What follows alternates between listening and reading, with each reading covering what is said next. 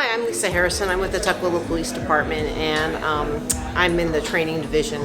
And I'm here because wellness is really important to me. I've had personal stories with mental health issues in my family, and watching other people struggle with it, and so it's a deeply personal issue to me. And I get tired of getting on Facebook in the morning and seeing another post of another officer that's taken their life, and it's a life that's gone too soon. And so whatever skills and whatever tools I can have to try to help somebody else in that situation just makes it better for everybody. I think for too long we've had the mentality of just suck it up, you can deal with it, just shake it off, and it doesn't go away. I have friends that struggle with post-traumatic stress disorder, and watching them and their stories, it's very, very difficult to try to extend that olive branch when you don't understand fully what's going on. And I think it's time that we start taking care of ourselves, because we owe it to ourselves and we owe it to our families. I'm Rebecca Lewis. I'm a sergeant with the Snohomish County Sheriff's Office.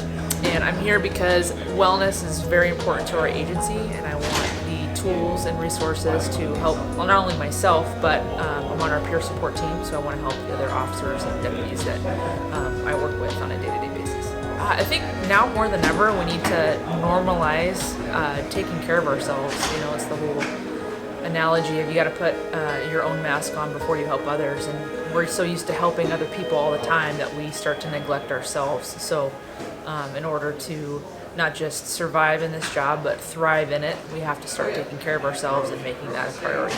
I'm Chief Natalie Carricker with Brewster Police Department.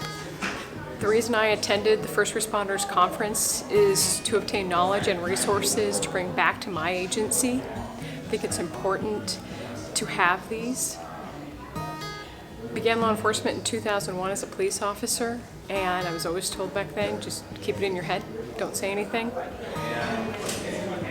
Over time, I realized through different instances within our agency, it's a good idea to attend this conference and listen to the professionals discuss the importance of these topics for first responders. It's a great conference, and I'm hoping other agencies attend and then bring this information back to provide to their employees, because employees are very important. My name is Leslie Williams, and I am a HOPE Animal Assisted Crisis Response Team Lead. I am a team lead as my dog is not quite ready to be a HOPE crisis dog. HOPE is an organization that provides comfort and support for those that have gone through traumas. The reason that I come to first responder conferences is I find the material that is presented by all the speakers is very appropriate, not only for first responders, but for everyone. Life is not easy. We all go through traumatic events, some not quite as traumatic as first responders, but my own family went through a trauma, and I'm finding that this is really helping me to cope with the after effects of going through that trauma. We go to the aftermath of a trauma, such as the Oso mudslide, the Burlington shooting, or if there's been a school shooting or a suicide in a high school. We come to provide comfort to the survivors and family members.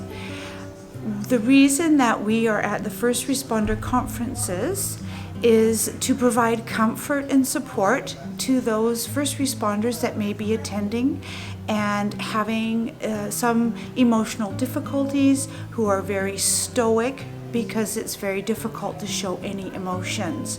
And what we find with our dogs is that they build a bond, and the bond between dog and human is very magical. And so we find that some responders just kind of lie down and commune with our dogs. We really are impressed and always taken aback at how amazing the dogs are. Thank you very much. I want to say, if you or somebody you know that you work with is having difficulties, Please get them to one of these conferences, help them get to that help. Don't try and be like I was, trying to survive and not live. I wanted to live, and now I'm living. My name's Jim Wolcott. I'm a retired police officer, 32 years with the city of Yakima.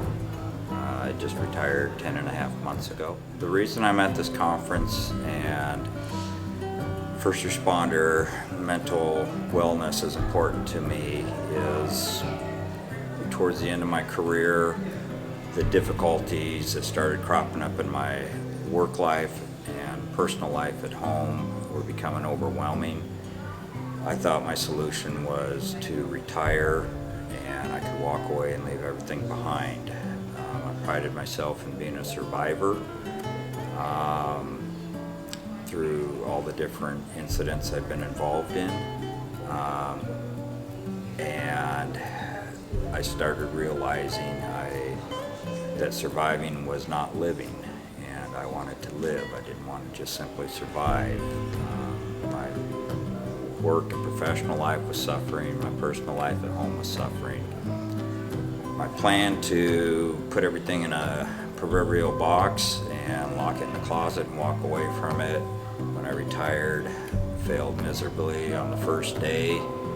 Everything went to pieces, and I realized that work had been my coping mechanism, and I had just walked away from that. I no longer felt that I was in control of my life and the decisions I was making. I had anxiety, I doubted what was going on,